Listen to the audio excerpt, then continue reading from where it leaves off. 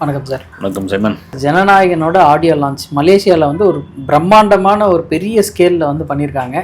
ஓவராலாக எப்படி சார் போச்சு, நீங்கள் எப்படி பார்க்குறீங்க? உண்மையிலே இந்த ஆடியோ லான்ச்சை ஏன் மலேசியாவில் வைக்கணும் அப்படின்ற மாதிரியான ஒரு கேள்வி முதல்ல எல்லாருக்குமா இருந்தது. இதை ஏன் தமிழ்நாட்டில் வச்சுருந்தா இன்னும் கொண்டாடி இருப்பாங்களேப்பா அப்படின்ற ஒரு விஷயம் இருந்தது. விஜய் அந்த ஆடியோ லான்ச்சில் பேசின ஒரு விஷயத்தை இப்போ சொல்லிட்டு அதுக்கப்புறம் நான் போகிறேன். வந்து அந்த கேபின் ப்ரொடக்ஷன் என்னை வச்சு படம் பண்ணணும்னு முடிவு பண்ணப்போ ஏற்கனவே என் படத்துக்கு பிரச்சனை வரும், இப்போ இருக்கிற நிலைமையில பிரச்சனை எப்படி வரும்னு உங்களுக்கு தெரியும், அது ஒத்துக்கிட்டு நீங்கள் பண்ணுறீங்களான்ற ரேஞ்சில் இப்படி யதார்த்தமாக கேட்டதப்போ ரைட் நாங்கள் பண்ணுறேங்க அப்படின்னு சொன்னாங்க. அதே போல் தான் வந்து ஒரு வேலை ஆடியோ லான்ச்சு தமிழ்நாட்டில் அல்லது சென்னையில் எந்த இடத்துல வச்சுருந்தாலும் இந்த கட்டுக்கடங்காத கூட்டம் இந்த மலேசியாவில் வந்த கூட்டத்தை தாண்டி 10 மடங்கு கூட்டம் வந்திருக்கும். அப்போ என்ன ஆயிருக்கும், அதுக்கு ஒரு எதிர்ப்பு வந்திருக்கும், அதுக்கு ஒரு விமர்சனம் வந்திருக்கிறோம். கரூர் சம்பவத்திலேருந்து இன்னும் வந்து யாரும் அந்த சம்பவத்தை மறக்கலை உலகம் முழுக்க. அதனால தான் மலேசியா கவர்மெண்ட்டே ஒரு பெரிய லிஸ்ட்டே போட்டுலாம் கொடுத்தாங்க. வந்து நீங்கள் அரசியல் பேசக்கூடாது, இது பண்ணக்கூடாது, அதை பண்ணக்கூடாது, ஒழுங்காக வரணும், கட்சி கொடியை தூக்கினவர்களோட பேட்ச் கொடுத்தது இதெல்லாம் பண்ணாங்க. இதெல்லாம் மீறி அங்கே போய் இறங்கினப்போ விஜய் கொடுத்த அந்த வரவேற்பு, அப்படி ஒரு கூட்டம். அந்த ஹோட்டல் முன்னாடி போய் விடியெல்லாம் நின்றுருக்காங்க. அது கூட்டம் நின்றுங்க. அந்த ஏர்போர்ட்டில் ஒரு வயசான பாட்டியம்மா வந்து விஜய் தம்பி ஒரு ஃபோட்டோ ஒன்று எடுக்கணும், விஜய் தம்பின்னு அது சொன்னது. அது ஏதோ பே பண்ணி அந்த பாட்டி வந்து எடுத்ததெல்லாம் அவங்க சொல்லிட்டு இருக்காங்க. நாம் விசாரிச்சப்போ இல்லைங்க, போகிறப்போ அந்த வீடியோவை பார்த்துட்டு சொன்னப்போ புக்கின் வந்து எடுத்தது. அப்படி நீங்கள் அந்த கிறிஸ்மஸ் பெருவிழாவில் கூட பார்த்தீங்கன்னா ஒரு கூட்டத்தில் இருக்கிற ஒரு குழந்தை வந்து விஜய் அங்கிள் கத்திக்கிட்டே இருக்கும். அவங்க அப்பா போட்டு வாயை போட்டு அங்கே இருக்கிற ஒரு ஃபாதர் வந்து சுட்டி காட்டுவார். அப்போ நான் போய் இறங்கணும்னு சொல்லி அதுக்கப்புறம் ஃபோட்டோ எடுத்திருக்காப்புல விஜய். இது நடக்கிற பார்க்குற விஷயம்தான். வந்து விஜய் எல்லாரும் கூட ஃபோட்டோ எடுக்கணும் அப்படின்னா கியூவில் தான் நிற்கணும். வந்து நிகழ்ச்சியை முடிஞ்சு போயிடும். ஒரு கொண்டாட்டமான விழாவாக இருந்தது. முதல்ல இந்த விழா எப்படி சொதப்பலா நடக்க போகுதுன்னு சில பேர்லாம் வந்து விமர்சனம் பண்ணிட்டு இருந்தாங்க.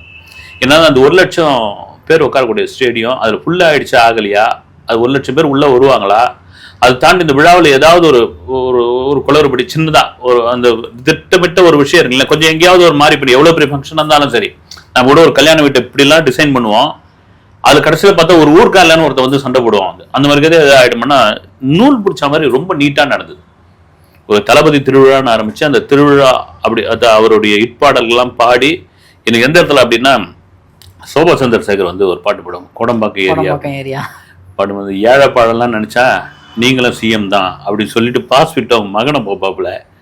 அது ஒரு பெரிய இதுதான். வந்து அது அந்த பாட்டை திட்டமிட்டு வச்சாங்களா டிஃபால்ட்டாக வந்ததான்னு தாண்டி அந்த வரி வரும்பொழுது அதை கரெக்டாக கேப்சர் பண்ணி தன் மகனை பார்க்கறது, அவங்க ஒரு ரியாக்ஷன் கொடுத்தது. எல்லாருக்கும் ஒரு பெற்றவங்களுக்கு இல்லை ஒரு இதுதானே சைமன். வந்து சான்றோன் என கெட்ட தாயின் வாங்கல, அது மாதிரி தன் மகனை வந்து அவ்வளோ பேர் சபையில் வந்து ஒரு அப்பாவுக்கு அந்த சந்தோஷம் தான் இருக்கும். எஸ்.ஏ. சந்திரசேகர் ரொம்ப உருக்கமாக பேசியிருந்தார். நான் ஒரு நடிகனாக தான் அவரை உருவாக்கணும்னு நினச்சேன், இப்படி மாபெரும் நடிகராக வருவார்னு எனக்கு தெரியாது, அதுக்கு டைரக்டர்களுக்கு நன்றி அப்படின்ற ஒரு வார்த்தை சொன்னாப்புல எஸ்.ஏ. சந்திரசேகர். அவரை வச்சு படம் பண்ண டைரக்டர்களுக்கு நன்றி.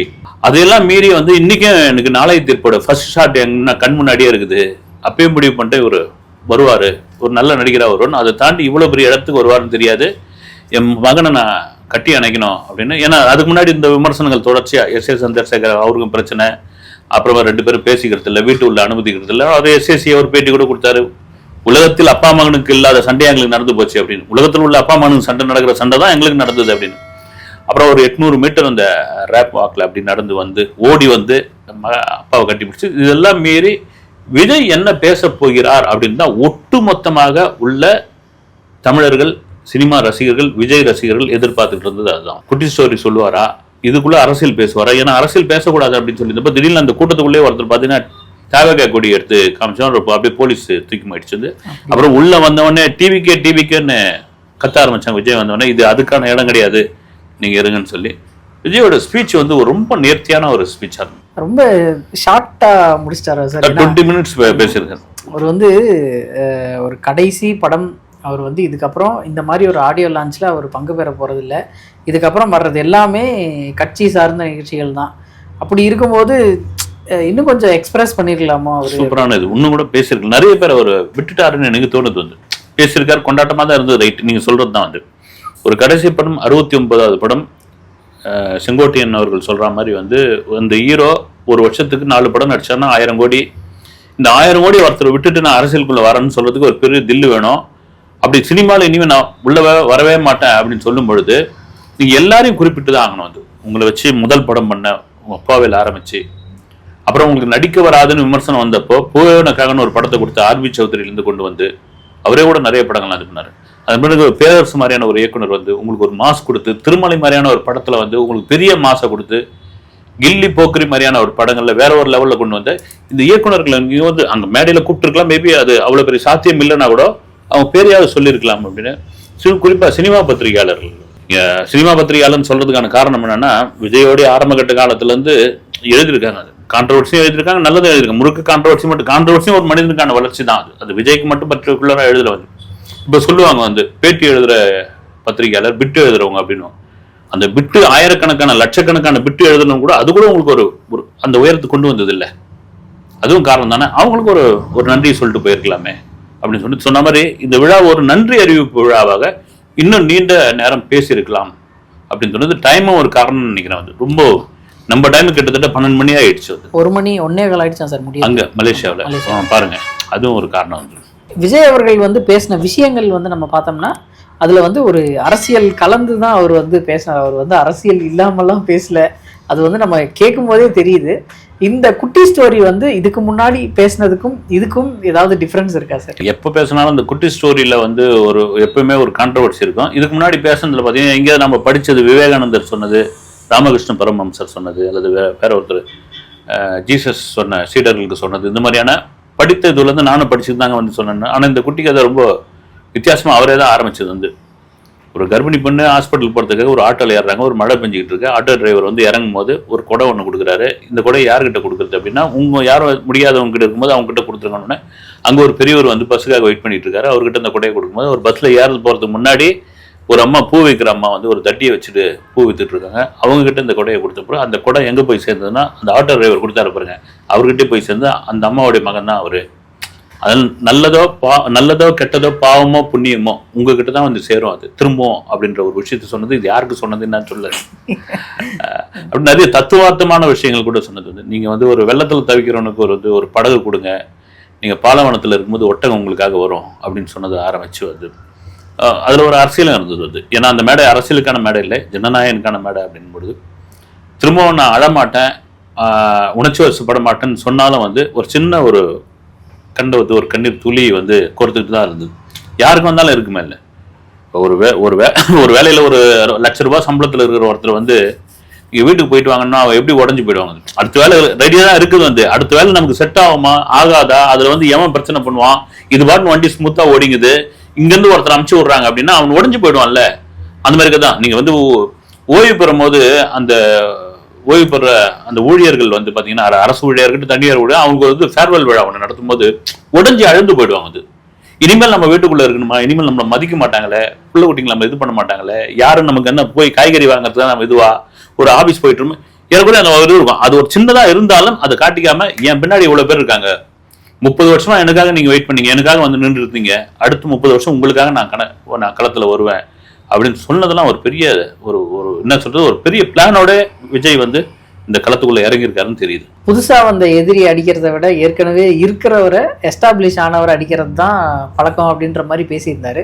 அது வந்து யாரை குறிப்பிட்டு சொன்னாரோ இல்லையோ தெரியல, பட் இது வந்து சிவகார்த்திகேயன் அவர்களுக்கு தான் சொல்லியிருக்காரு அப்படின்னு சொல்லி பேசிக்கிட்டு இருந்தாங்க. அப்புறம் வினோத் அவரு பேசின ஒரு விஷயம், இந்த படத்தை வந்து நடுவுல பூந்து கலைச்சிடலாம் அப்படின்னு நினைச்சாங்க அப்படின்ற மாதிரி எல்லாம் பேசியிருந்தாரு. அதாவது இடையில பூந்து இது எப்போ இருக்கிற மாதிரி படம் நினைச்சிட்டு கலைச்சிடலான்னு பார்த்தாங்கன்னு. ஆனா விஜய் பேசுனதுல விஜய் என்ன சொன்ன, போறவங்க வரவங்க எல்லாம் எனக்கு எதிரி கிடையாது அப்படின்னாப்ல. எதிரினா அதுக்கு ஒரு ஸ்ட்ராங்கான எதிரியா இருந்தா தான் நம்ம நிக்க முடியும். ஏங்க அரசியல் களத்துக்குள்ள வந்துட்டார், திரும்ப சிவகார்த்திகேயனை கொண்டு வந்து இதுல சேர்க்கிறாங்க. சிவகார்த்திகேயனை விஜய் வந்து அப்படி நினைச்சிருந்தா விஜய் அந்த மேடையிலேயே வந்து டேரிங்கா கூட சொல்லியிருப்பாரு. வந்து ஏங்க வந்து என் படத்தை ரிலீஸ் பண்ணும்போது நீங்க வந்து எங்க ரிலீஸ் பண்றீங்கன்னு ஒரு வார்த்தை சொல்லியிருந்தா கூட அது ஒரு பெரிய இதுவாயிடும். வரட்டும், ஏன்னா விஜய் பார்க்காத கிளாஷே இல்லை சைமன். நீங்க வந்து ரஜினி கூட வந்து விஜய் படம் மோதி இருக்குது, அஜித் கூட மோதி இருக்குது, பெரிய பட்ஜெட் படங்கள் கூட மோதி இருக்குது.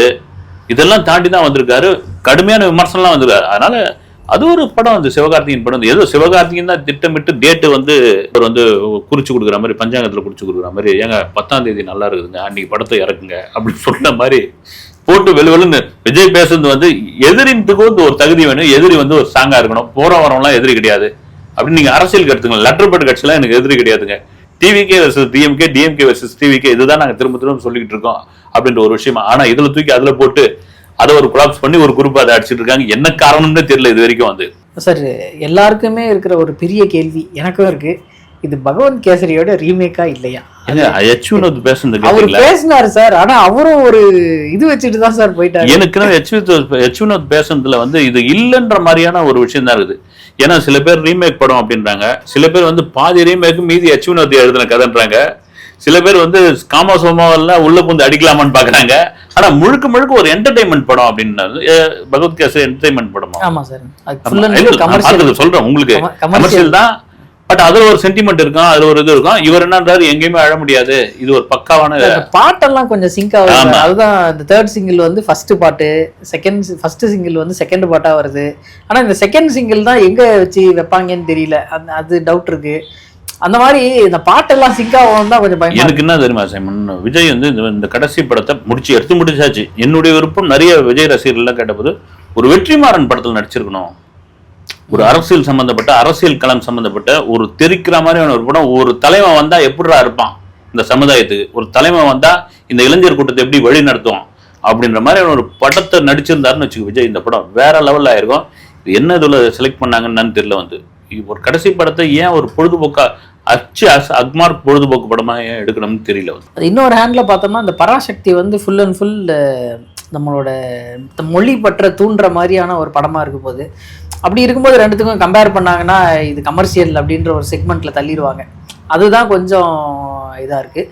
அப்புறம் ஜனநாயகனுக்கு மற்ற ஸ்டேட்டில் எங்கேயுமே என்ன சார் எந்த ப்ரமோஷனும் பண்ணல, ஹிந்தியில் பெருசாக ப்ரமோஷன் பண்ணல, தமிழ்நாட்டை மட்டும் நம்பியே இது வந்து இறங்க போதா? இந்த படத்துக்கு ஓவர் ஐப்பு கொடுக்க வேணாம் அப்படின்னு விஜய் சொன்னதாக ஒரு தகவல். தயவுசெய்து ஓவர் ஐப்பு கொடுக்காதீங்க, படம் நீங்கள் சாதாரணமாக பண்ணுங்க, அந்த படம் ஓடும். மற்ற இதில் நீங்கள் பார்த்தீங்கன்னா தெலுங்குல 2 பெரிய ஹீரோக்களுடைய படம் வருது.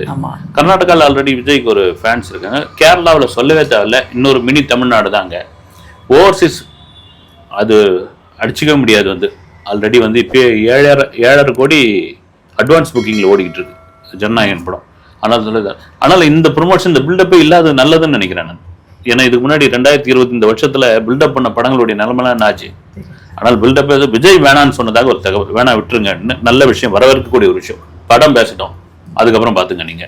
சார் மலேசியாவில் நடந்த இந்த ஆடியோ லான்ச் வந்து இப்போ ஒரு குரூப் வந்து என்ன சொல்றாங்கன்னா, இது வந்து மாலிக் ஸ்ட்ரீம்ஸ் தான் பண்ணாங்க, இதில் வர்ற ப்ராஃபிட் வந்து மாலிக் ஸ்ட்ரீம்ஸ்க்கும் விஜய் அவர்களுக்கும் ஒரு ஷேர் போகுது, ப்ரொடக்ஷன் கம்பெனிக்கு எதுவுமே கிடையாது அப்படின்ற மாதிரி ஒரு குரூப் பேசிக்கிட்டு இருக்காங்க. இது ஆக்சுவலாக இதோட வர்த்தகம் வந்து எந்த மாதிரி சார்? நான் விசாரித்த வகையில், நமக்கு தெரிஞ்ச ஒருத்தர் தரப்பில் விசாரித்த வகையில் என்னென்னா, மாலிக் ஸ்ட்ரீம்ஸ் தான் இந்த படத்தை வந்து வாங்கியிருக்காங்க, மலேசியாவில் வாங்கியிருக்காங்க, ஒரு பெரிய அமௌண்ட் கொடுத்து வாங்கியிருக்காங்க. அதே வேலையில் வந்து இது வரைக்கும் மலேசியாவில் இந்த அமௌண்ட் தொகை கொடுத்து எந்த படத்தையும் அவன் வாங்கினது இல்லையா, வாங்கியிருக்காங்க. இங்கே ஆடியோ லான்ச் வச்சா நல்லா இருக்கும் அப்படின்னு இவங்களும் என்ன பண்ணியிருக்காங்க. ஏன்னா தமிழ்நாட்டுக்குள்ளே நம்ம ஆரம்பத்தில் பேசின மாதிரி தான், எங்கே ஆடியோ லான்ச் வந்தாலும் ஏதாவது ஒரு பிரச்சனை வரும், சலசலப்பு வரும், கூட்டம் வரும், கண்ட்ரோல் பண்ண முடியாது, மறுபடியும் ஒரு கான்ட்ரவர்சியாக மாறணும். அரசியல் கூட்டமாக இருந்தால் கூட ஒரு சினிமா அந்த தயாரிப்பாளருக்கு ஏதோ ஒரு பிரச்சனை ஆகிட போகுது அப்படின்றதுக்காக மலேசியாவில் ஓகே பண்ணாங்க. இது சொன்ன மாதிரி நீங்கள் சொன்ன மாதிரி இதில் வர லாபத்தில், இதில் வந்த தொகையில் ஒரு ரூபா கூட விஜய்க்கோ ஒரு ரூபா கூட ப்ரொடக்ஷன் நிறுவனத்துக்கோ கொடுக்கலையா. வந்து அவங்களுக்கு தான் அதை ஒரு டேர்ம்ஸ் போட்டு தான் இது பண்ணாங்க. வந்து ஏறக்குறைய அவங்களுக்கு ஒரு பெரிய லாபமே வந்துடுச்சு. இனி படம் ஓட போகுது பாருங்க, அது வந்து போனஸ் சொல்லலாம். எனக்கு நான் விசாரிச்ச வகையில் ஒரு 54-55 கோடி ரூபா வசூலாயிருக்கு இந்த டிக்கெட்லயே. எங்க அடிச்சு பிடிச்சுன்னு வாங்கி போய் உட்காந்துட்டு இருக்காங்க. வந்து 300 ரிங்கெட்டா சார் ஒரு டிக்கெட்? 300 ரிங்கெட், அதான் 2000 இருந்து 7000 ரூபாய் வரைக்கும் உங்களுக்கு. ஆமா, வேரியேஷன் தகுந்த மாதிரி வந்து இதுல விஐபி எம்ஐபி அப்படின்னு தனியா அதை வேற பிரிச்சிருக்காங்க. 1 லட்ச ரூபா வரைக்கும் வித்துருக்காங்க. விஜய் சாருக்கு பக்கத்துலேயே உட்கார்ற மாதிரி அதெல்லாம் 1 லட்ச ரூபாய் டிக்கெட் அந்த மாதிரி வித்துருக்காங்க. இது ஒரு நல்ல பிசினஸ் பண்ணிட்டாங்க. அவ்வளவுதான், வணிகம் தானே உங்களுக்கு. வந்து சினிமாவே ஒரு வணிகம் தானே. வந்து காற்றுள்ள போதே தூற்றிகள் மாதிரி அது இருக்கிறப்ப வந்து இங்கன்னா கலைச்சேவை பண்ண வந்திருக்காங்க. ரைட்டு, இது பண்ணிக்கலாம். அதை தாண்டி வந்து ஒரு வித்தியாசமா இருந்தது. ஒரு அந்நிய மண்ணில் அங்கே தமிழர்கள் இருக்கக்கூடிய, பெரும்பான்மையாக இருக்கக்கூடிய அந்த நாட்டில் இப்படியாப்பட்ட வரவேற்பு. அதுதான் விஜய் கூட சொன்னார், தமிழர்கள்னால் நான் இலங்கையில் தான் அதிகமான தமிழர்கள் இருப்பாங்கன்னு நினச்சிட்டு இருப்பேன். அவங்க மாமியார் ஊர் அது. ஆனால் இங்கே பார்த்தீங்கன்னா எனக்கு இப்படியாப்பட்ட வரவேற்பை நான் மறக்கவே முடியாது அப்படின்னாப்புல. அதுதான் வந்து ஒரு சந்தோஷம்தான் சார். எந்த மேடையிலையும் நடக்காத ஒரு விஷயம் வந்து இந்த மேடையில் நடந்தது. விஜய் சார் அவர்கள் வந்து டான்ஸ் ஆடினார்.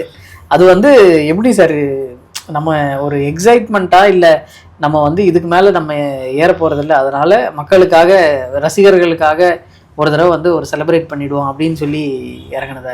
அதுதாங்க இருக்கும். நீங்க 1000 தான் மூடி மறைச்சா கூட ஒரு விஷயத்தை வந்து இப்போ விஜய் மாதிரி கண்ட்ரோல் பண்ணிட்டு இருப்பாங்க. சில பேர் உடஞ்சி அழுதுருவாங்க, சில பேர் உணர்ச்சி வசப்பட்டு வெளியே காட்டிடுவாங்க. இவர் வந்து அதனுடைய வெளிப்பாடு தான் அந்த இவ்வளோ பேர் வந்திருக்காங்க. நமக்கு எதுக்காக வந்தாங்க? நம்ம மேலே உள்ள அன்பு, நம்ம மேலே நம்ம பேசின அந்த டைலாக், நம்ம ஆடின அந்த டான்ஸு. நேற்று கூட யாரோ ஒருத்தர் இன்டர்வியூ பண்ணுறாங்க, லோகேஷ் கனகராஜ் யாரோ வந்து விஜய் சாரோட இது என்ன பிடிக்கும் அப்படின்னா டான்ஸ் தான். அவருக்கு டான்ஸுன்ற ஒரு விஷயம் இருக்குது பாருங்க. பிரமாதமாக ஃபைட் பண்ணுவார், ஒரே சிங்கிளில் ஒரே ஷாட்டில் வந்து டைலாக் பேசி முடிப்பார். இதெல்லாம் தானே டான்ஸ்ன்னு சொல்லும்போது அந்த ஒரு டான்ஸை குட்டி டான்ஸை அந்த மேடையில் ஆடி ஒரு வாரம் இது தானே அது. நீங்கள் சொல்கிற மாதிரி அது ஒரு சின்ன உணர்ச்சி வசப்பட்டதனுடைய வெளிப்பாடு தான் நான் நினைக்கிறேன். வந்து ரெண்டாவது அவங்களுக்கு வந்து ஒரு சினிமாவில் இதுக்கப்புறம் நான் அரசியல் களத்துக்குள்ளே போகிறேன், ஒரு டான்ஸை பார்த்துருங்க அப்படின்னு சொன்ன மாதிரி இருந்தது. கமல் சார் வந்து 2021 எலெக்ஷனில் இந்தியன் 2 தான் என்னுடைய கடைசி படம் அப்படின்னு சொல்லி அவர் அனௌன்ஸ் பண்ணியிருந்தாரு. ஆனால் அதுக்கப்புறம் தொடர்ந்து படம் நடிச்சுக்கிட்டு இருக்காரு. விஜய் சாரும் அந்த மாதிரி பண்ணியிருக்காரு. இந்த எலெக்ஷனுக்கு அப்புறம் அந்த படம் நடிக்கிற வாய்ப்புகள் இருக்குமா, இல்லை இதுதான் எட்டா? நீங்கள் கமலோட இதை ஒப்பிடும்பொழுது நிறைய வித்தியாசம் இருக்குது. கமல் எத்தனை தொகுதியில் நின்னாரு?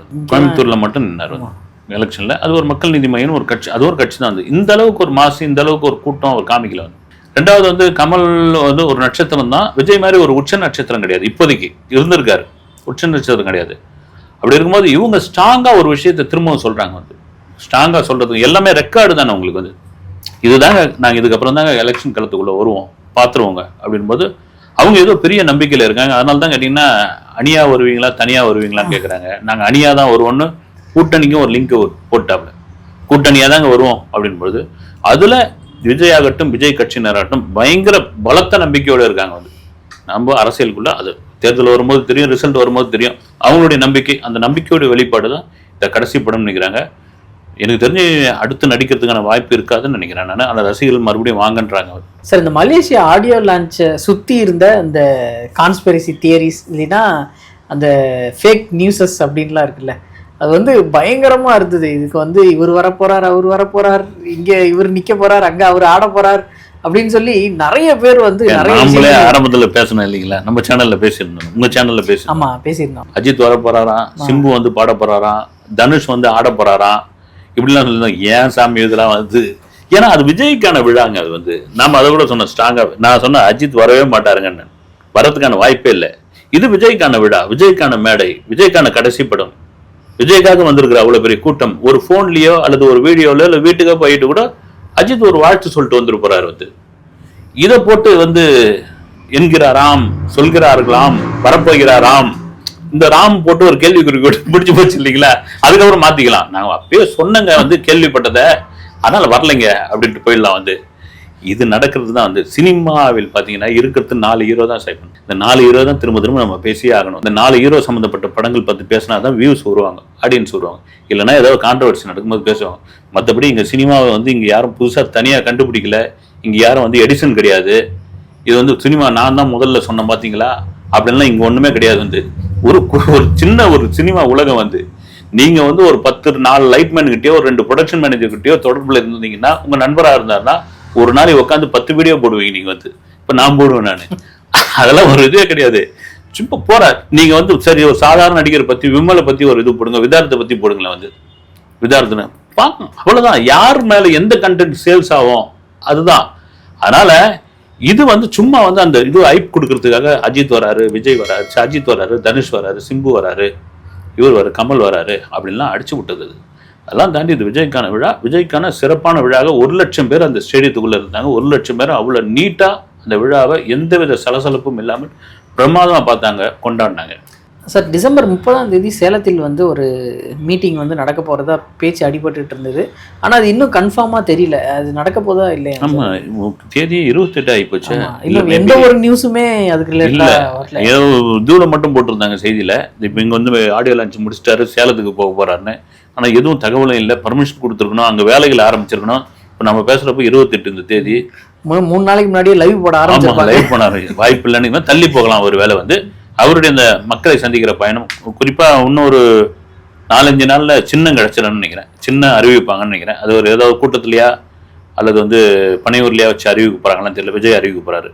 விசிலா அல்லது வந்து தொப்பியா, மோதிரம் எதுன்னு ஆமாம் தெரியல. வந்து அதுக்கான வாய்ப்பு நிறைய இருக்குது. ஒருவேளை ஆட்டோ கதை சொன்னதுனால ஆட்டோன்னு எல்லாரும் பேசிக்கிட்டு இருக்காங்க. வந்து ஆமா சார் ஜனநாயகம் ட்ரைலர் எப்போ சார் ரிலீஸ் ஆக போகுது? ஏன்னா ட்ரைலர் ரிலீஸ் ஆனால் நமக்கு கதை பிடிச்சிடலாம்.